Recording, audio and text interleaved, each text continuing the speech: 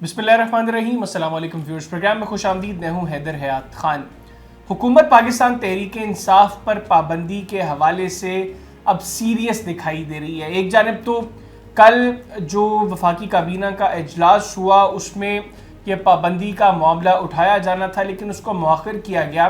लेकिन वफाकी वज़ीर इत्तलात व नशरियात अता तारड़ कह रहे हैं कि प्रिंसिपल डिसीजन हो चुका है कि पाकिस्तान तहरीक इंसाफ पर पाबंदी लगनी है। इमरान खान, कासिम सूरी और साबिक सदर आरिफ अलवी पर आर्टिकल 6 की कार्रवाई होनी है, लेकिन अब इसके मुख्तलिफ पहलुओं का जायज़ा लिया जा रहा है। तो अगर पाकिस्तान तहरीक इंसाफ पर पाबंदी लगती है तो प्लान बी क्या होगा पाकिस्तान तहरीक इंसाफ का, किस तरीके से रिएक्ट करेगी पाकिस्तान तहरीक इंसाफ, इस पर प्रोग्राम में डिस्कशन करेंगे। फिर ये कि जो भूख हड़ताली कैंप पाकिस्तान तहरीक इंसाफ की जानिब से लगाया गया है इस्लामाबाद में कौमी असम्बली के बाहर, उस पर काफ़ी मजाक उड़ाया जा रहा है, उसका मकसद क्या है, इसको भी जो है वो प्रोग्राम में जानने की कोशिश करेंगे। फिर ये कि क्या इमरान खान ने जेल में जो सहाफ़ियों से गुफ्तगू के दौरान एतराफ़ किया कि 9 मई के रोज़ जो एहतजाज हुए, जो सेंसिटिव लोकेशंस थी, हसास मकामात थे, उनके सामने जो एहतजाज हुए, उसकी प्लानिंग में पाकिस्तान तहरीक इंसाफ के अंदर कौन कौन मुलव्वस था, इन तमाम चीज़ों को डिस्कस करेंगे। और इसके लिए मेरे साथ खुसूसी तौर पर टेलीफोन लाइन पर मौजूद है अली मोहम्मद खान साहब, पाकिस्तान तहरीक इंसाफ के सीनियर रहनुमा हैं। अली मोहम्मद खान साहब, बहुत शुक्रिया आपके वक्त का। सर, सबसे पहले ये बताइएगा कि अता तारड़ साहब कह रहे हैं कि उसूली फैसला हो चुका है, प्रिंसिपल डिसीजन लिया जा चुका है कि पाकिस्तान तहरीक इंसाफ पर पाबंदी लगाई जाएगी, लेकिन अभी इसके हवाले से मुख्तलिफ ऑप्शंस जो हैं उनको देखा जा रहा है, मुख्तलिफ पहलुओं का जायज़ा लिया जा रहा है। अगर पाबंदी लगती है पाकिस्तान तहरीक इंसाफ पर तो क्या होगा, फिर क्या रिएक्शन होगा पाकिस्तान तहरीक इंसाफ का? बहुत शुक्रिया। बिस्मिल्लाहिर्रहमानिर्रहीम। अल्लाहुम्मा सल्लि व सल्लिम व बारिक अला सय्यिदिना मुहम्मद व अला आलि मुहम्मद। देखिए, तहरीक इंसाफ पे पाबंदी लगाना पाकिस्तान की जमहूरियत पे एक हमला होगा, और जमहूरियत पे हमलों के ये लोग आदी हैं, इन्होंने हमेशा ये किया है।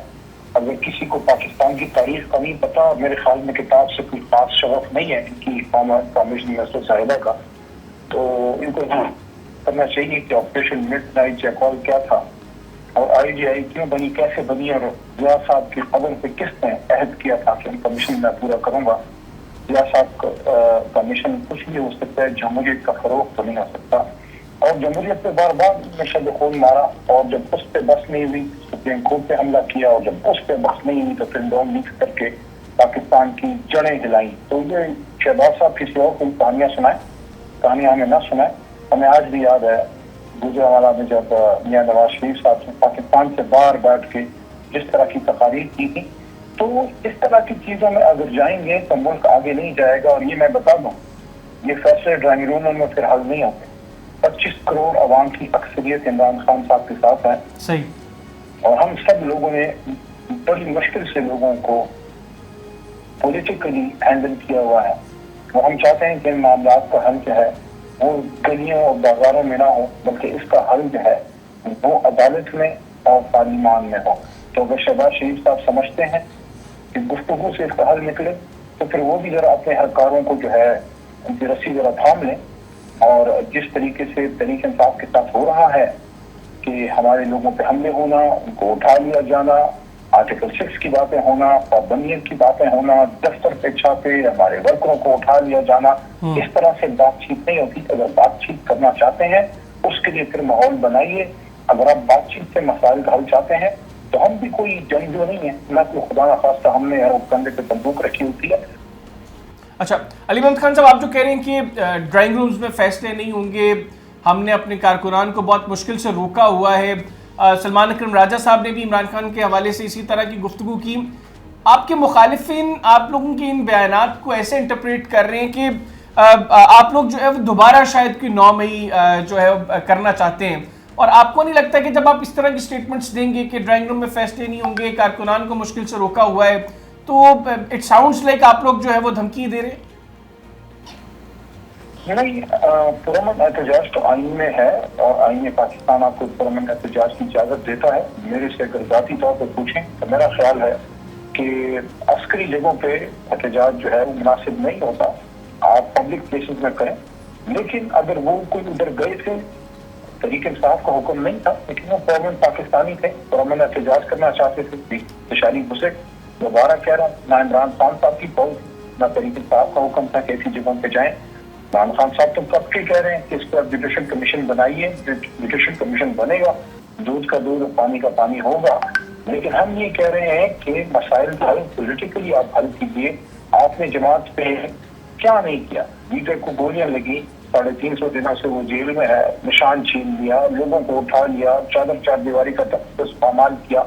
سپریم کورٹ کا فیصلہ آ گیا، اس کے خلاف ہمارے ایم ایل اے کو اغوا کرنے کی کوشش کی، آپ نے ہمارا مینڈیٹ چرا لیا. اس کے باوجود قوم کھڑی ہے اور تمام خستائیت کے باوجود صوبے میں حکومت خیبر پختونخوا میں بن گئی. پنجاب میں ہم مضبوط ترین اپوزیشن، مرکز میں سب سے بڑی جماعت کے طور پہ سامنے آ رہے ہیں. آپ مجھے بتائیے، اگر ایسی جماعت اور ایسے لوگوں کو آپ دہشت گرد کہیں گے، ان پہ پابندی لگائیں گے، تو جب پرامن پاکستانی اور مہذب پاکستانی اور سیاستدان اور سیاسی کارکنان ان کو جب آپ دیوار سے لگائیں گے، تو ہمیں تو آپ ایک طرف لگا دیں گے. جب کبھی سیاستدانوں کو اور سیاسی جماعتوں کو پابند کیا جاتا ہے، تو تالے لگائے جاتے ہیں، پابند تناسل کیا جاتا ہے، ملک پر خستائیت پھیلتی ہے، دہشت گردی کا پھر کھلا راج ہوتا ہے. تو ہم یہ کہتے ہیں کہ سیاسی دفاتر کھولیں، دہشت گردی کے اڈوں کو بند کیا جائے. اس کام میں ہم بالکل آپ کے ساتھ. ٹھیک. اچھا یہ بھی بتائیے گا، مطلب پرامن احتجاج تو چلیں ٹھیک ہے، ایک فیئر چیز ہے کہ پرامن احتجاج کیا جائے، لیکن آپ نے جس طرح کہا کہ شرپسند عناصر نے صورتحال کا فائدہ اٹھایا، تو سوال یہاں پر یہ کہ پھر حساس مقامات پر احتجاج کی کال دینے کا مقصد کیا تھا؟ یہاں پر دور اندیشی کا مظاہرہ کیا جا سکتا تھا، مطلب اب ادروائز احتجاج کی کال دے دیتے. تو آپ کو نہیں لگتا کہ دینی نہیں چاہیے تھی حساس مقامات پر احتجاج کی کال، اور مطلب دوبارہ اس طرح کی کوئی کال دی جا سکتی ہے؟ نہیں، حساس جگہوں پہ کسی کال کا مجھے تو علم نہیں ہے. اور خان صاحب تو خود زیر حراست تھے اور انہوں نے خود پٹیالہ میں یہ بات کی. خان صاحب نے کہا کہ میں تو زیر حراست تھا، میں تو کال نہیں دے سکتا تھا. میں نے پہلے ہم نے کال دی ہے ہمیشہ، بلکہ انہوں نے یہ تک کہا کہ جب مجھ پہ حملہ ہوا اس کے بعد بھی جب احتجاج ہوا تو وہ پرامن ہوا تھا. اب آگے بھی جو احتجاج ہوگا وہ پرامن ہی ہوگا. لیکن اس حوالے سے عمران خان صاحب کے ایک بیان کو بھی کوٹ کیا جا رہا ہے مختلف جرنلسٹ کی جانب سے جو وہاں پر جاتے ہیں اڈیالہ جیل میں، اور وہ کہہ رہے ہیں کہ عمران خان صاحب نے کہا تھا کہ احتجاج کی کال دی گئی تھی، لیکن پرامن احتجاج کی کال دی تھی. تو کہا تو ہے پھر عمران خان صاحب نہیں ہے؟ نہیں، میرا نہیں خیال. شاید وہاں جو میڈیا کے کچھ لوگ تھے شاید وہ سمجھ نہ پائے. سب نے تو یہ کہا کہ میں زیر حراست تھا، 9 مئی کی کال میں نہیں دے سکا، لیکن اس سے پہلے کال جو میں نے دی وہ پرامن احتجاج تھا. البتہ انہوں نے ڈاکٹر یاسمین راشد صاحبہ کے حوالے سے یاسمین راشد صاحبہ کی ایک وضاحت دینے کی کوشش ضرور کی تھی. یاسمین راشد صاحبہ لوگوں کو روک رہی تھی کہ آپ پرامن رہیے، لیکن اپنے حوالے سے تو انہوں نے خود یہ بات کی ہے، بارہا کی ہے. اور اڈیالہ میں میں کیسے کال دے سکتا تھا؟ اچھا علی محمد خان صاحب بھی بتائیے گا، آپ لوگوں نے ایک بھوک ہڑتالی کیمپ دیا ہوا ہے جس کے حوالے سے کافی مذاق اڑایا جا رہا ہے کہ یہ بھوک ہڑتالی کیمپ لنچ کے بعد شروع ہوتا ہے اور ڈنر سے پہلے ختم ہو جاتا ہے. تو مقصد کیا ہے بنیادی طور پر اس بھوک ہڑتالی کیمپ کا؟ اور آپ نے اس کو مطلب بھوک ہڑتالی کیمپ ہی کیوں کہ آپ اس کو احتجاجی کیمپ بھی تو کہہ سکتے تھے. بیسیکلی پروٹیسٹ کا ایک ٹوکن احتجاج ہے، ٹوکن ہنگر اسٹرائک ہے. پراپر ہنگر اسٹرائک تو ہم سب کو پتا ہے کہ وہ تو پھر اسٹارٹ ہوتی ہے، اس کے بعد تو کافی دیر سے کیا وہ چلتی ہے. فل لارج اسکیل ہنگر اسٹرائک کرنی ہوئی، اس پہ باقاعدہ مشاورت کر کے پورے ملک میں اس کو کیا جائے گا. یہ تو ایک ٹوکن ہنگر اسٹرائک ہے، علامتی بھوک ہڑتال ایک کیمپ ہے. اور مقصد آپ نے پوچھا تو مقصد یہ ہے کہ یہ جو ظلم ہو رہا ہے ملک کی سب سے بڑی جماعت کے ساتھ، ہمارے ورکرز کو اٹھایا جا رہا ہے، پرامن پاکستانیوں کو، اور اس کو دہشت گرد کہا جا رہا ہے. پرامن سوشل میڈیا ورکرز جو ہیں وہ اگر اپنی رائے کا اظہار کرتے ہیں، ہم ان باس کی بات نہیں کرتے، ہم ان لوگوں کی بات نہیں کرتے جو ہمارے ادارے یا ملک کے خلاف آتے ہیں. اس کے تو آپ بھی، میں بھی، ہمارا ادارہ بھی، ہم سب ان کے خلاف. بالکل ٹھیک. لیکن پولیٹیکل ورکر جب اپنی رائے کا اظہار کرتا ہے تو کیا اظہار رائے کی آزادی میں آپ اختلاف رائے نہیں کر سکتے؟ کیا اختلاف رائے کو دہشت گرد کہیں؟ تو جس طریقے سے ہمارا سینٹرل آفس سیل کیا گیا، ہمارے کارکنان کو جو ہے وہ گرفتار کیا گیا، رؤف حسن صاحب सर्वाइवल को एक बहुत ही बोगस किस्म के इल्जाम हैं उन्होंने पकड़ा है। और उसके साथ साथ खान साहब 300 दिनों से बेगुनाह जेल में हैं। सारे उनके केसेस आप मुझे बताइए ना, जिन केसेस में आपने इनको पकड़ा उसमें तो बरी हो गए। तो ये जो 350 दिन आपने उनको साइफर में तोशाखाने में इद्दत में रखा हो तो क्लियर हो गया।